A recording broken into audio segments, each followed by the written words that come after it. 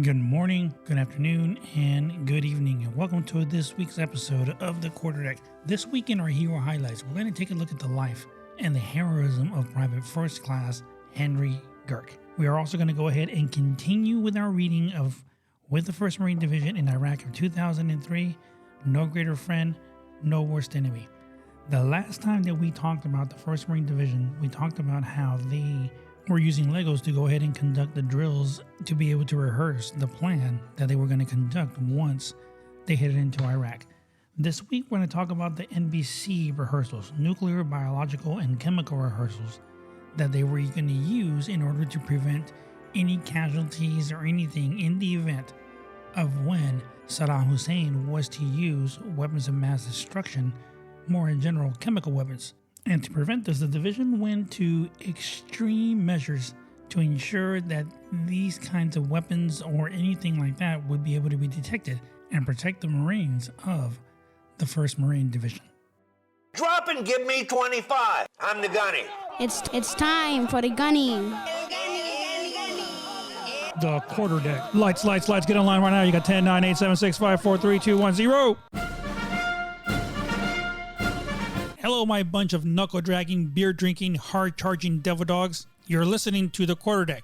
I am your host, Miguel, the Gunny Signs. Get off the bus! I do solemnly swear. That I will support and defend the Constitution of the United States. Against all enemies, foreign and domestic.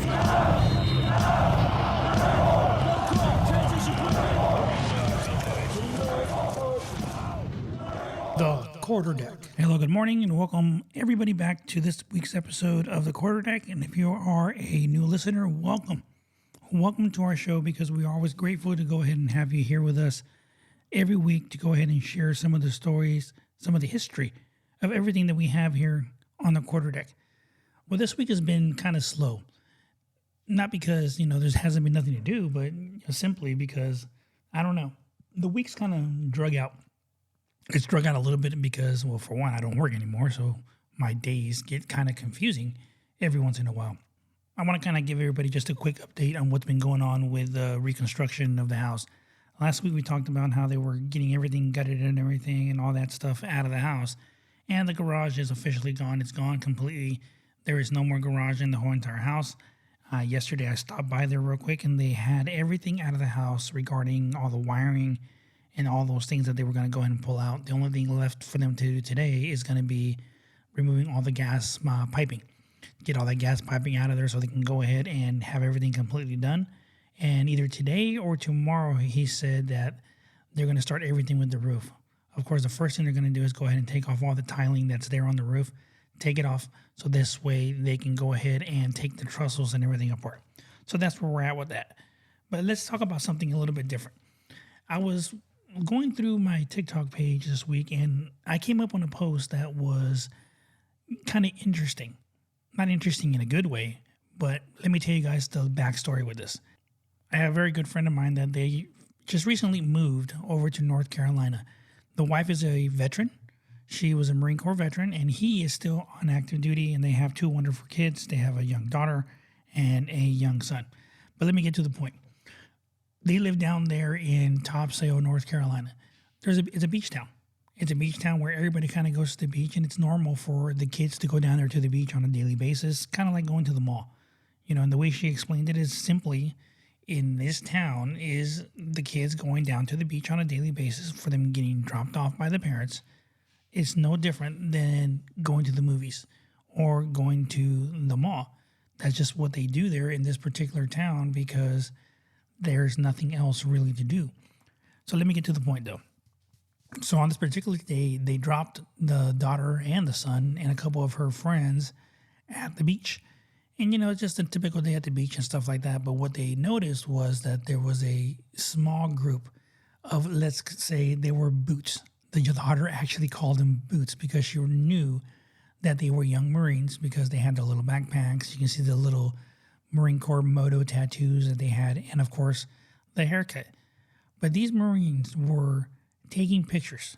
They were taking pictures of girls on the beach, and they were zooming in particularly on their butts. Now, what got to me was that they were doing this to them. Now, mind you, that she's only 13 years old. Or excuse me, she's 14.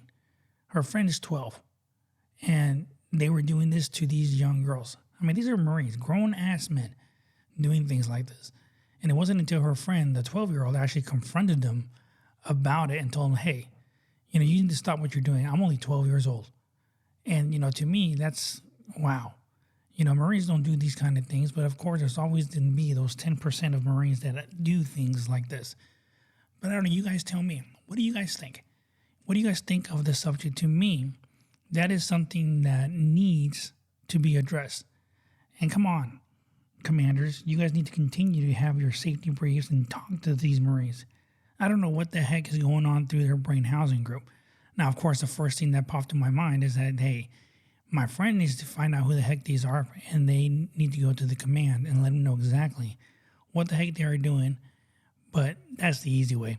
Me, I would have gone down there. I'll go down there with them the next time that they go and sit there with them at a distance and just kind of observe. And if this happens again, oh my goodness, it's about time for me to click off safe and go ahead and let them know exactly what's on my mind, because that kind of behavior is just simply inappropriate. And especially coming from a young group of Marines, I don't know where the heck their drill instructors, their command, where the heck where did they fail?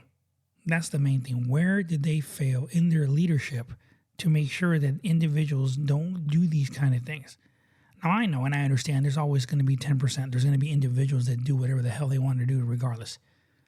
So that's beyond anybody's control, beyond the command's control. It's not the commanding officer's fault. These individuals came into the Marine Corps with this kind of mentality. And a small group of them put together, of course, peer pressure. Things are going to be done that normally not every one of them actually do. But hey, I can't say that it is what it is in this kind of subject, because it is completely inappropriate. And I just found it disturbing that people have to actually say something about things that shouldn't be happening, especially by service members. Not only just these Marines, but any service member that is out there. They should kind of be taking care of situations like that. And they're the ones that, if they see anybody doing things like that, they need to confront them and let them know, hey, what the hell are you doing? These are young girls out here. You need to stop what the hell you're doing, or we're going to call the freaking police and let them know exactly what you're doing and what's going on. And especially if they had the pictures on their damn freaking cell phone. To me, whatever. It is what it is to me, and they would have definitely gotten a straight ass chewing because of what they were doing. If not, a damn freaking boot and a punch to the damn face. Wouldn't care what the repercussion was, but that kind of thing is completely inappropriate. But you guys let me know. Let me know what you think. Go to our website.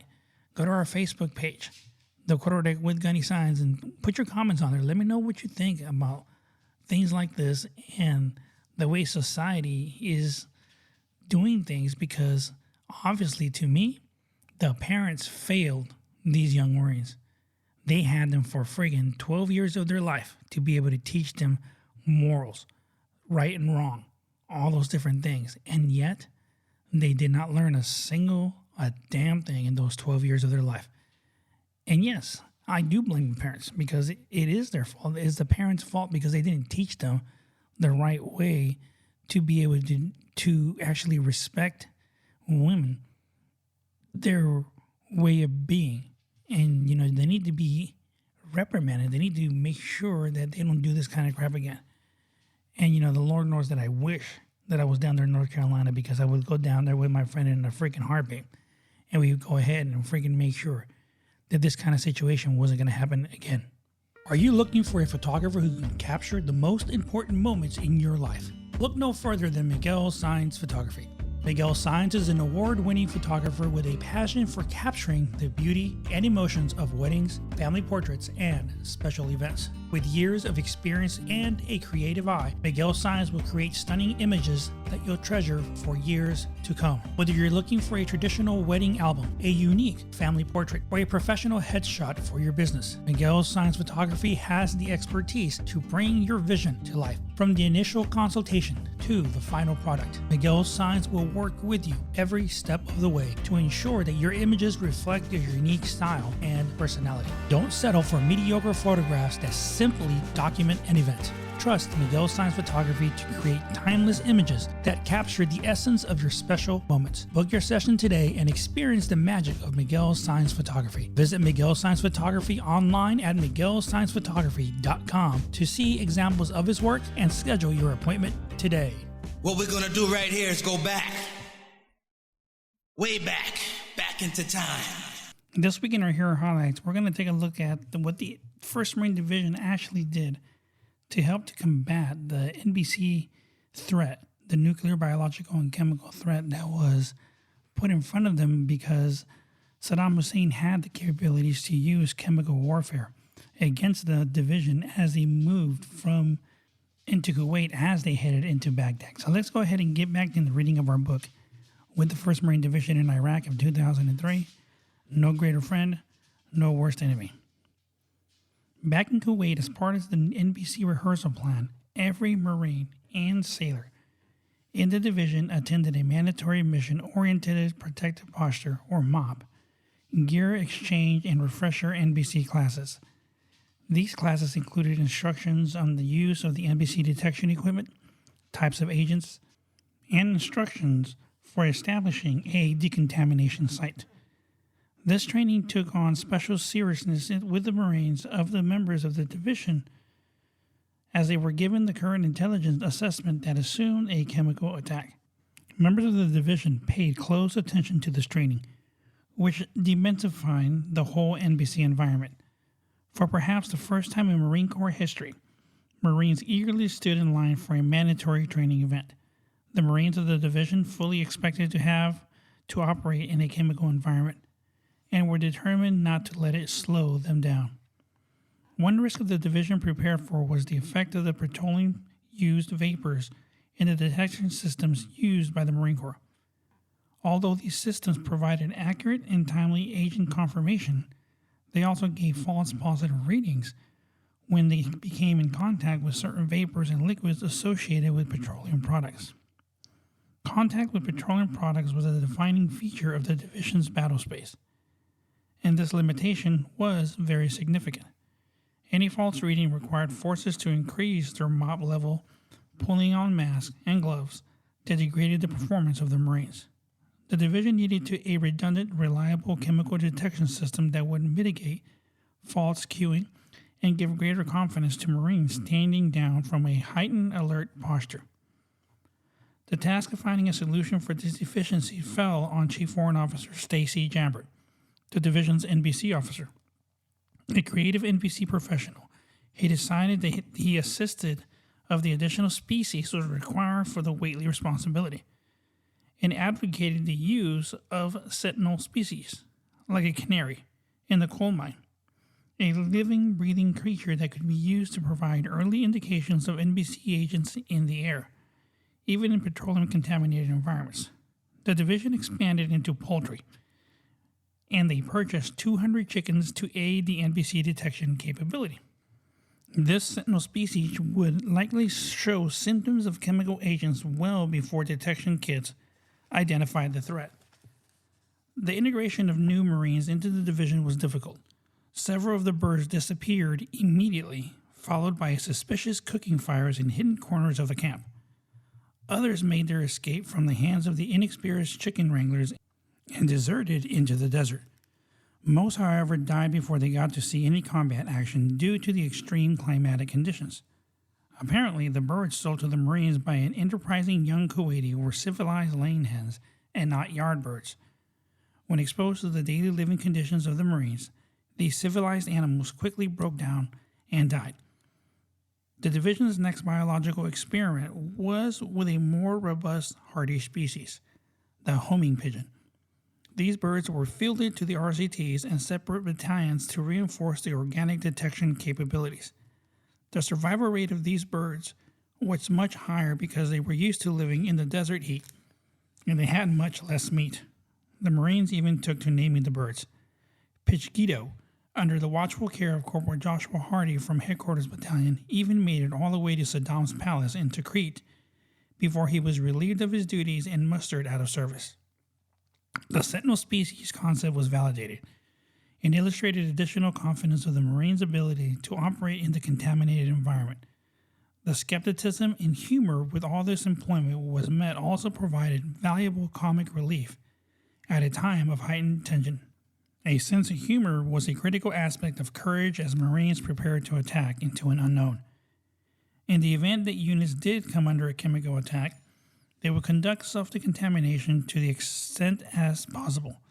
If supporting assistance was required, the task would fall onto the Operational Decontamination Unit task organized under Lieutenant Colonel Rob Abbott's 3rd AA Battalion. In addition to the division's organic NBC decontamination assets, 3rd AA Battalion had received the 101st Chemical Company from the United States Army. This company specialized in equipment decontamination and was well organized and equipped. Immediately upon being briefed on the scheme of maneuver and concept of operations, the 101st Chemical realized that they would also be expected to do decontamination of personnel as well. After mission analysis and detailed planning, they were told to be prepared to decon chemical casualties, evacuate chemical casualties from the AAVs, and bury contaminated remains. Each new mission got a surrounding hooah, and the company reviewed the procedure in the manuals or made it up as they went along. At one point, the soldiers of the 101st asked, "While we are doing this decon, who is providing our security?" The response went, "Well, in the Marine Corps, we have a saying that every Marine is a rifleman. Welcome aboard." The hard chargers from the 101st gave another hooah and embarked on a 2-week crash course of infantry training, immediate action to convoy ambushes, and basic tactics. The company commander, Captain Kerr, and the first sergeant, Edick, were committed to mission accomplishment. And what the soldiers lacked in formal infantry training, they made up for all of their enthusiasm. A strong bond developed between the two services, and by the end of the campaign, the Marines of the AA Battalion were referring to the 101st Chemical as Devil Doggies. Another addition to the Marines' task organization was 6 M93A3 nuclear, biological, and chemical reconnaissance systems, or FOX vehicles. 6 decon sections from the Joint NBC Regiment of the 1st UK Division were also made available. These units would provide a robust and accurate detection capability. Collectively, the NBC team would be prepared to accurately detect any chemical or biological agents employed by the enemy and conduct operational decontamination as required. With all of this NBC training, this would lead to the rehearsal of the actual concept of what they were planning on doing. Now, if you guys remember, they had brought jerseys in different colors to identify each particular unit, and then they conducted their first actual rehearsal process. Now, the first comprehensive rehearsal for the opening gambit was held on 7 February in Camp Matilda, Kuwait. Positioned on a gently sloping hillside nestled between sandstone outcroppings, the natural arena was made into a miniaturized version of the southern Iraq and northern Kuwait, at a scale large enough for human players to walk through the steps of the actual attack. This was the first of Jersey Drills series that was born from the Lego drills conducted earlier in CONUS. It stunned disbelief, hard-charging terrain model details directed by Master Sergeant Mark Choates and Staff Sergeant Ken Costin watched as the boundaries of the sand table were laid out, 80 meters on each side. The team quickly designated the project of the mother of all terrain models and commenced digging. The hard-charging team spent several days in LSA Matilda constructing a terrain model depicting major terrain features, objectives, enemy units, and control measures for the first 96 hours of the operation, down to the Kuwait bermed and electrical fence. Representatives from the division units attended, as well as key leaders from the 3rd MAW, Meg 1 Force Reconnaissance Company, the UK 1st Armored Division Task Force TARWA, and the MEF. Individual commanders represented their units by donning their respective color and number-coded jerseys, and then talked through their initial organization task and purpose. The RCT commanders each talked through the scheme of maneuver, while the subordinate battalion representatives simultaneously walked the terrain model. Through a series of exercise turns, the entire Operation Gambit was rehearsed. The exercise successfully orientated participants and attendees to the division's scheme and maneuver and reinforced the commander's intent. The Jersey drill also helped the situational awareness of senior commanders, Major General Stalder, 1 MEF Deputy CG, Major General Amos from 3rd MAW, and Rear Admiral Kubik from the MEG, each emphasized the critical importance of these rehearsal events. General Amos noted that he would have more assets than any other wing in history to support 1 MEF ground forces, and was glad for the opportunity to gain situational awareness for his air crews. Major General Stalder noted the importance of the drill in helping to integrate 1 MEF planning efforts. Now, all these rehearsals, everything that's going on, of course, was very, very important. And especially to us there on the ground, we had to know. We had to understand exactly where each unit was going to be at, because the chance that, friendly fire was going to be there was there. It was a great factor that we had to consider, because if you had no idea where each unit was, where they were located at, or exactly where they were maneuvering to during certain portions of the actual attack from Kuwait into Iraq, there could be that possibility. There could be that possibility that certain individuals in those units did not know that they were there, and they could possibly try to engage a friendly force because they hear gunfire, they hear explosions, or whatever may be going on. So that was very important. That is where this drill came into play, because with all the color-coded jerseys and numbers on the jerseys, it helped tremendously.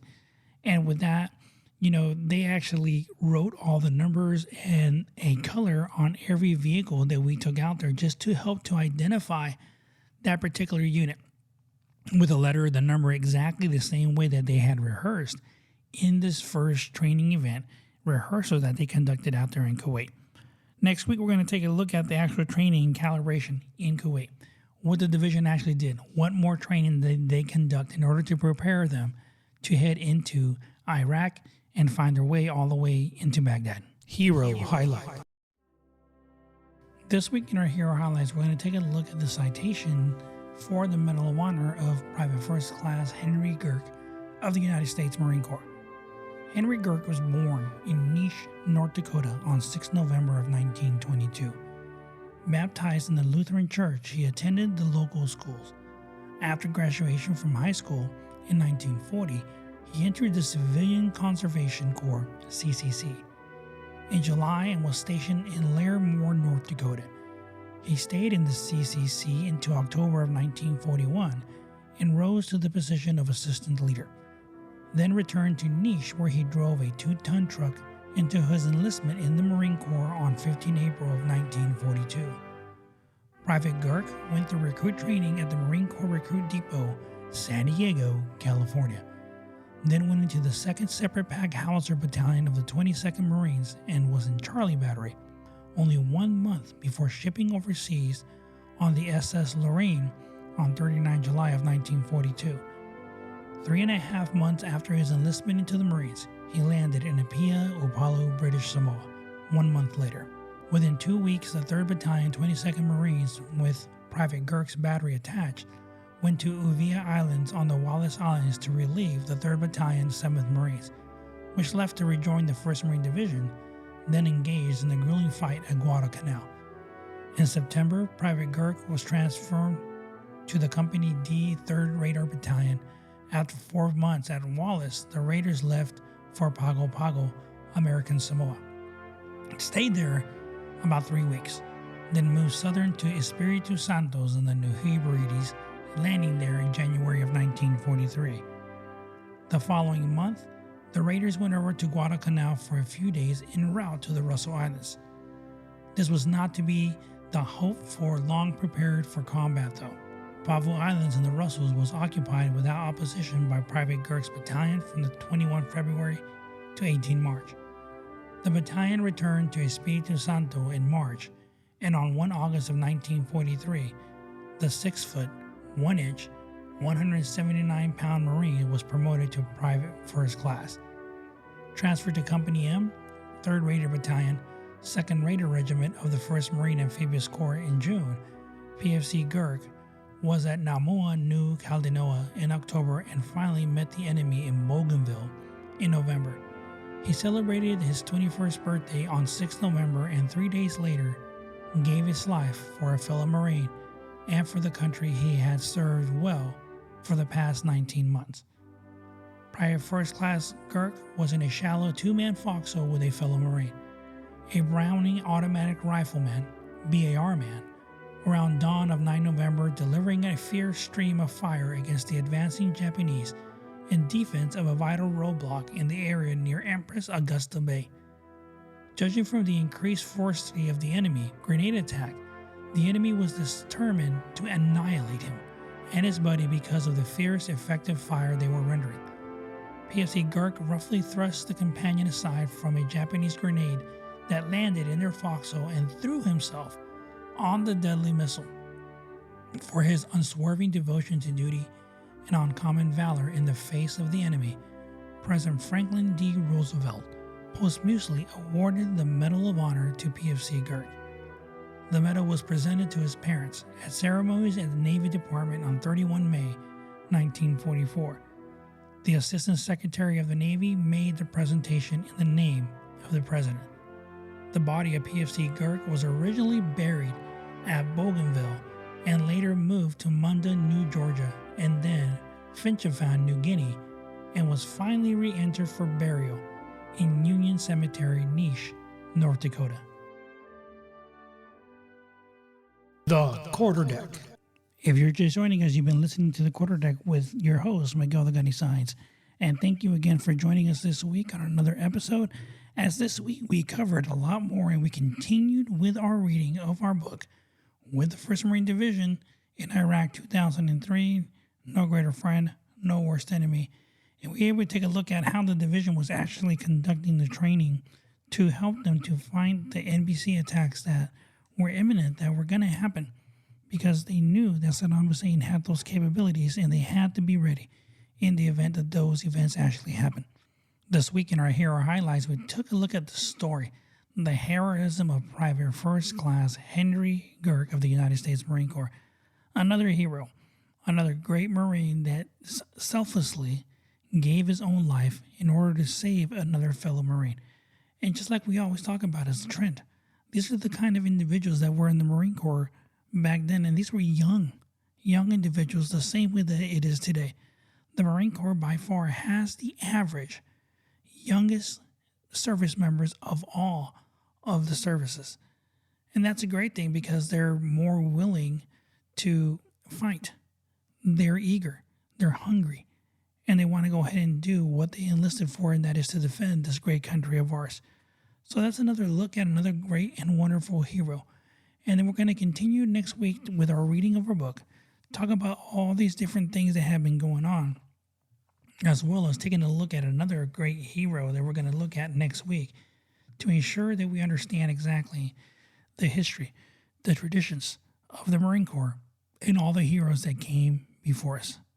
So again, thank you guys, and always remember you can join us every single week on any of your podcasting applications that are out there. You can just simply do a Google of The Quarterdeck with Gunny Signs, and they will give you a humongous list of all the different platforms that you're more than capable of listening to our podcast every single week. Don't forget to go ahead and give us a like and follow, so this way you are aware and you are notified as soon as a new episode on Thursday post and it's ready for you to download and to listen for the week. Here's to you enjoying your week, having a great weekend, and enjoying it with your family. Until next week, this is Miguel the Gunny Signs sounding Liberty Call. Get off the bus! I do solemnly swear that I will support and defend the Constitution of the United States against all enemies, foreign and domestic.